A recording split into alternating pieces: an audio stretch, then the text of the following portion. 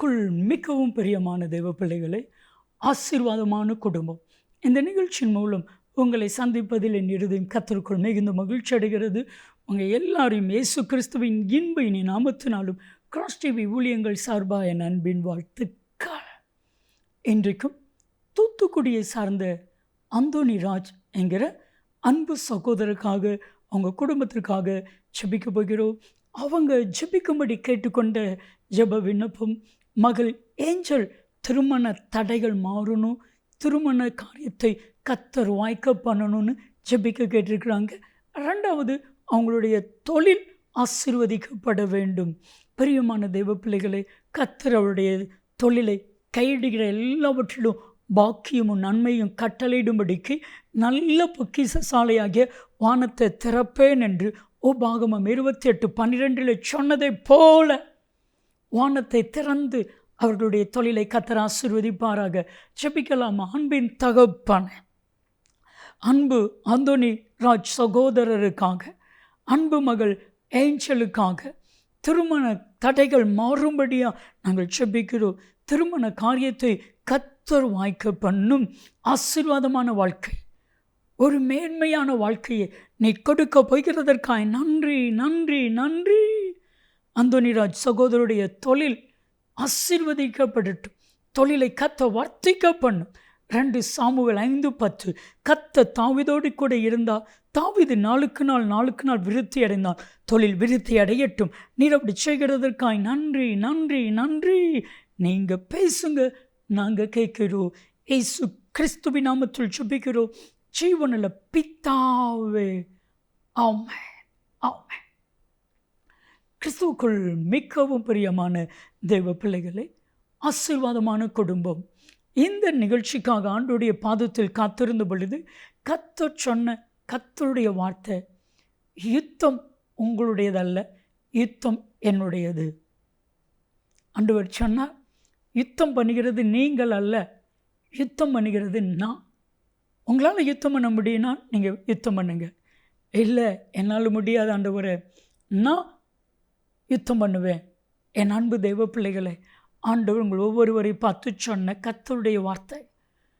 வேதம் சொல்லுது, இஸ்ரவேல் ஜனங்கள் எகிப்து தேசத்திலிருந்து புறப்பட்டார்கள் தேவனை ஆராதிப்பதற்காக, தொழுது கொள்வதற்காக. பின்னாடியே பார்வோனுடைய சேனையும் துரத்தி கொண்டு வருகிறது. அப்பொழுதுதான் இஸ்ரவேல் ஜனங்கள் மோசே இடத்தில் முறுமுறுக்கிறார்கள். மோசே, அங்கே கல்லறை இல்லை என்றால் இந்த வனாந்திரத்தில் கொன்று போடுவதற்காகவா எங்களை அழைத்து வந்தாய் மோசே? மோசே, என்ன செய்ய போகிறோம்? அப்பொழுதுதான் தேவனாய் கர்த்தர் மோசே மூலமாக சொன்ன கர்த்தருடைய வார்த்தை, யாத்ராம 14:14 நீங்கள் சும்மா இருங்கள், நான் உங்களுக்காக யுத்தம் பண்ணுவேன். எவ்வளவு பெரிய ஒரு காரியம்! நீங்கள் சும்மா இருந்தால் போதும், உங்களுக்காக நான் யுத்தம் பண்ணுவேன், நான் யுத்தம் பண்ணுவேன். பாருங்க, ஒரு பெரிய காரியத்தை செய்தார். செங்கடலை 2ஆக பிளந்தார். இஸ்ரவேல் ஜனங்கள் செங்கடல் வழியாய் நடந்து செல்லும் பொழுது இஸ்ரவேல் ஜனங்களுக்கு மேக ஸ்தம்பமாக இருக்கிறார். அவங்க நல்ல நிழலில் மேக ஸ்தம்பத்தில் நடந்து போகிறாங்க. இப்போ அவர்களுக்கு, எகிப்திற்கு அக்கினி ஸ்தம்பமா, பயங்கர அக்கினி, உஷ்ணம், நடக்க முடியாத அளவுக்கு.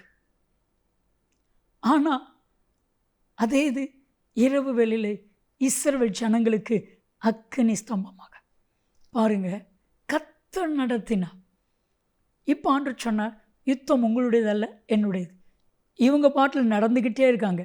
நம்ம செய்ய வேண்டிய காரியம், யாரையும் பார்க்க வேண்டாம், யார்ட்டையும் வாக்குவாதம் பண்ண வேண்டாம், யார்ட்டையும் யுத்தம் பண்ண வேண்டாம், போராட வேண்டாம், வழக்காட வேண்டாம். நம்ம பாட்டில் போய்கிட்டே இருப்போம். எகிப்திற்கு விரோதமாக தேவனாய் கர்த்தர் யுத்தம் பண்ணுகிறார் என்று எகிப்தினுடைய இராணுவம் சொல்லுது. யாத்திராகமம் 14வது அதிகாரம் 24-25 கர்த்தர் அவர்களுக்காக யுத்தம் பண்ணுகிறார். ஓடி போவோம். ஓட விட்டாரா? ஓட ஓட அப்படியே கொன்று குவைத்தா. என் அன்பு தெய்வ பிள்ளைகளை, இதுவரைக்கும் உங்கள் வாழ்க்கையில் நீங்கள் யுத்தம் பண்ணியிருக்கலாம், நீங்கள் போராடி இருக்கலாம். ஆனால் இன்னைக்கு உங்கள் ஒவ்வொருவரை பார்த்து கர்த்தராகிய தேவன் சொல்கிறார், இந்த யுத்தம் உங்களுடையதல்ல. எப்போ இதை சொல்லுவார் தெரியுமா? என்னால் முடியலை, என்ன பண்ணணும்னு தெரியலை, எங்கள் கண்கள் உண்மை நோக்கி இருக்கிறது, நீங்கள் தான். அடுத்த நிமிஷம் சொல்லுவார், நான் யுத்தம் பண்ணுவேன். 2 நாளாகமம் 20:12 யோசுபாத் ஜெபிக்கிறான், எங்கள் தேவனே, எங்களுக்கு விரோதமாய் எழும்பி இருக்கிற ஏராளமான கூட்டத்தை நீர் நியாயம் தீர்க்க மாட்டீரோ? எங்களுக்கு முன்பாக நிற்கிற இவர்களுக்கு முன்பாக நிற்பதற்கு எங்களுக்கு பலன் இல்லை, என்ன செய்கிறது என்று சொல்லி தெரியவில்லை, பலனும் இல்லை, என்ன பண்ணணும்னு தெரியவும் செய்யலை. எங்கள் கண்கள் உம்மை நோக்கி இருக்கிறது, எங்கள் கண்கள் உம்மை நோக்கி இருக்கிறது. அவ்வளவுதான்.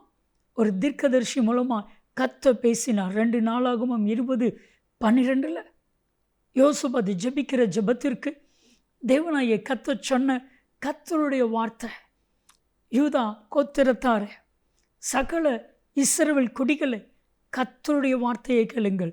பைபிளில் கர்த்தருடைய வார்த்தையை கேளுங்கள் அப்படின்னு சொல்லி வந்துச்சுன்னா உடனே நீங்கள் முழங்கால் படிட்டு, இல்லைன்னா அந்த வசனத்தில் கையை வச்சு கண்களை மூடி, ஆண்டவரே நீங்கள் சொல்லுங்கள், நான் கேட்குறேன் சொல்லிவிட்டு அடுத்து வாசிங்க, கர்த்தர் உங்க கூட பேசுவார். வேதம் சொல்லுது, கர்த்தருடைய வார்த்தையை கேளுங்கள். இந்த ஏராளமான கூட்டத்துக்கு முன்பு பயப்படவும் கலங்க வேண்டாம். யுத்தம் உங்களுடையதல்ல, யுத்தம் கர்த்தருடையது. கர்த்தர் யுத்தம் பண்ணினார், ஒருத்தருக்கு ஒருத்தர் கர்த்தர் எழுப்பினார். மோவாபியருக்கு விரோதமாய் ஆமோன் புத்திரருக்கு விரோதமாய் சேயீர் மலை தேசத்தான் 3 பேருக்கு விரோதமாக எழும்பி 3 பேருமே அடிச்சுக்கிட்டு செத்துட்டாங்க. கர்த்தர் யுத்தம் பண்ணினா இப்படி தான் இருக்கும்.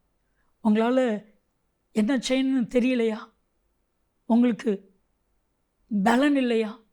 ஆண்டவர்கிட்ட சொல்லுங்க, ஆண்டவரே எங்கள் கண்கள் உம்மை நோக்கி இருக்கிறது. ஆண்டவர் யுத்தம் பண்ணுவார், ஆண்டவர் போராடுவார், ஆண்டவர் வழக்காடுவார், ஆண்டவர் நியாயம் செய்வார்.